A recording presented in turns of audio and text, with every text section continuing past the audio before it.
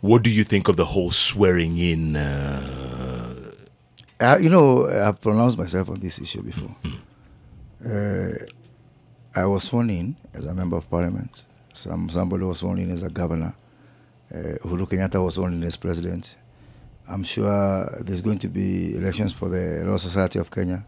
Whoever is going to win is going to be sworn in. These swearing-ins happen every day. It depends on for what.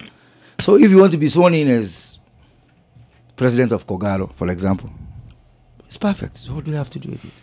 What if he's the people's president? What crust is that? Sorry. What is people's president? What is people's president? Yes.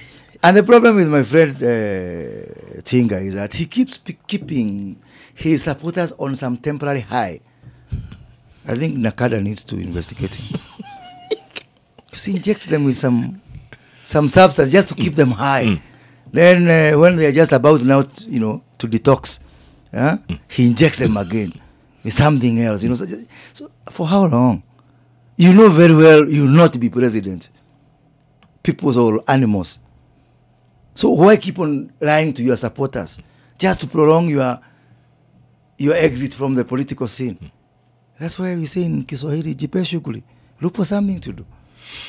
Do you think he's trying to stay relevant? Absolutely, that's all. He's refusing to go.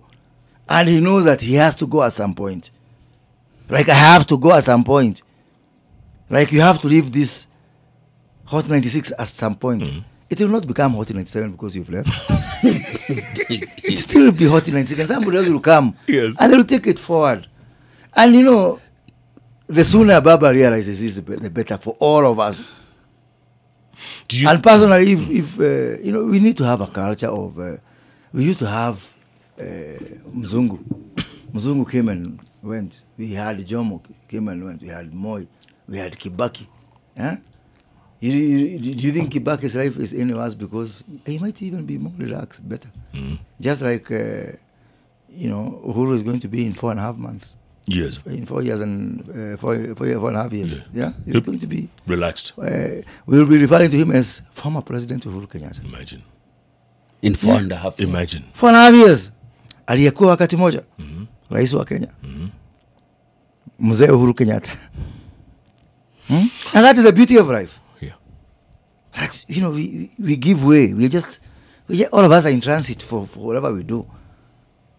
So do you think NASA is united in this? Because obviously they're all thinking about the next election, right? Obviously they are. And there's some inside NASA who aren't happy with this swearing in. Yeah, they're not happy. And even in that parliament, we do talk to a lot of members. I remember some words when we were deciding who is a candidate for NASA. And I was having a discussion in parliament with the late, God rest his soul, in internal peace, Francis Nyeze. And Nyeze told me, they named Baba, the candidate, you guys go and prepare for the swearing in. That's Nyeze who told me. He told me that they needed to rearrange their decks within NASA.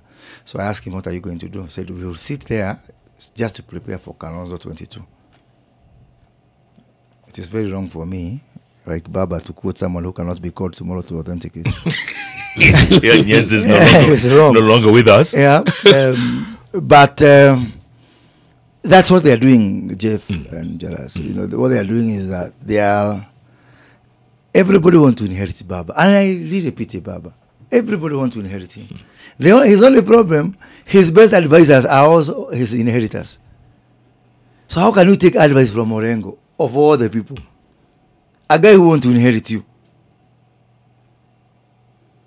And Orengo knows because he's my friend. He knows what I'm saying. I would ask him to go bluff on me. Yeah? How can you listen to Musalia Mudavadi? And Musalia Mudavadi, the reason that why he throughout the campaign period, he actually displaced 2 guys. He made 2 guys jobless. First of all, there's a guy who was always standing behind Baba. Before this NASA thing. You don't see him anymore. Musalia replaced him. There's a free ADC. Starting behind Baba. and then in 2013, my good friend Eliud Owalo was a campaign manager for Baba. So Musalia also got that job from Eliud Owalo.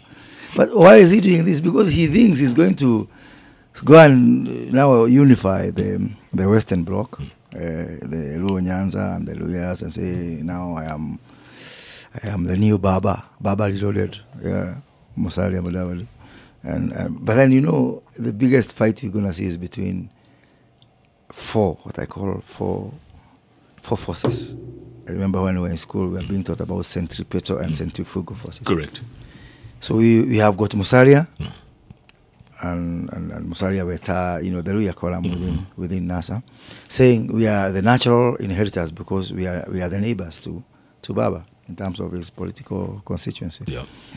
And even from a numbers perspective, the funny thing, because my politics starts with numbers. That's what I was trained in school. Yeah. Before I do anything, I look at numbers. So the number of votes that the Musalia Wetangula, or let's say the Luya nation, gave to Baba and the Luo nation is almost at par. Around 1.7 million votes each. 1.7 million from the Luo Nyanza and from 1.7 million from, I'm saying including Nairobi. Right. So then Musalia comes in with a solid 3.4 million coming from, by the time he passes, the last point of coming from Western or from Luo Nyanza, he's coming with 3.4 million, million votes, which is, quite impressive. Then he meets Kalonzo coming from this way, the east, with his patri 900,000 votes. he has 900,000. That's what he gave. That's how much Baba got in Ukambani. The Eastern. Okay, give him another 200,000 or 300,000 from Nairobi. Let's see, he comes with 1.2 million. Okay. So they meet somewhere. They meet maybe in Salga, coming from this way and coming from that. Yeah? Third force. Third force. That force is Sultan. Yes. And the only reason Sultan is talking about seceding, he cannot secede. He has so much business interest for him to secede. So forget that crap that you hear about secession. Yeah.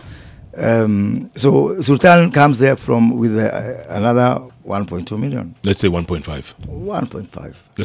Let's give him. Benefit of doubt. Correct. So you see now, those are three guys. So if Musalia succeeds in his game plan, he has got a very serious hand start, over Sultan and over Kalonzo. But then now, here comes the fourth guy who wants to succeed Baba. And that's Baba. Himself? Yeah. Again? Yeah. You think he would run again? Of course he will run again. Oh, come on. Come on. Welcome to Kenya. Can I invite you to join join me on a visit to Kenya one of these days? You're welcome to Kenya. You think Baba will run in 2022? Baba will run in 2022. Oh. I can issue a treasury bond on that. Today? Yeah. Take it to the bank. Yes, he's the fourth candidate to succeed Baba. Baba is the fourth candidate to succeed Baba. Yeah. Wow. Well, what do they? And he has got campaign managers in the name of Oburu. Yes. Yeah. And some people who know that as long as you have the good books of Baba in some places yeah. That's why Baba, guys, I admire this guy. I admire him. You admire. What was he saying in Machakos the other day? Oh, let's reclaim our animal that was stolen in 2022. Tutafikiria kama tutaenda na Kalonzo kwa kichaka kuwinda nyingine. And Kalonzo was just there smiling. And what was that saying? If they don't reclaim this animal, he still be reclaiming it in 2022. And Kalonzo will be told, I told you first we look at our animal which was stolen. Until we get the other. When we say now we can't get it, now we go to the bush and start hunting again. Will these people allow him, though, to run again for a fifth time? Which people? But he owns them. Like Musalia. Musalia is totally owned by Baba. Musalia is totally at the mercy of Baba. And 2013 was the best proof. And I can drop the documents here to prove that. Yeah, the figures. 2013. How many votes did Baba get? There was candidate Musalia and candidate Baba. Baba whitewashed Musalia in Kakamega. Right. In his own vehicle. In her own backyard, yeah. In Busia. In Bugoma. So, do you know about the Abunoa story? Go on. Of the guy with on his apartment on the ground floor, and the other guy on the first floor, and the guy on the ground floor wanted to buy the guy on the first floor on the ground floor wanted to buy out the guy on the first floor, and the guy on the first floor refused, and the guy on the ground floor told him, "Okay, fine, you not sell it to me. I'm taking up mine. You just hold on to yours." So I'm bomoing mine. I'm going with it. Akabamoa. Well, that's Baba. And the guy on the first floor is Musalia. Because he's telling them, look, where are you starting on? Yeah. So there's nothing like 4 principles. What 4 principles? That's the biggest joke of the century. Yeah? We have got 1 principal and 2 assistants. Assistant principals. So we have got Principal Baba, and he's the owner of that 3.4 million. Yeah? Solid. Come from home with Western Lugo, and then Assistant Principal Kalonzo with 1.2 and Sultan. You know, it's funny enough, and I've given you those numbers. How come Sultan has never been made a principal? Yeah, good But question. Weta, who controls only a small village called Chwele, is a principal. And Sultan doesn't question this, but He doesn't question this, so there must be some MOU somewhere.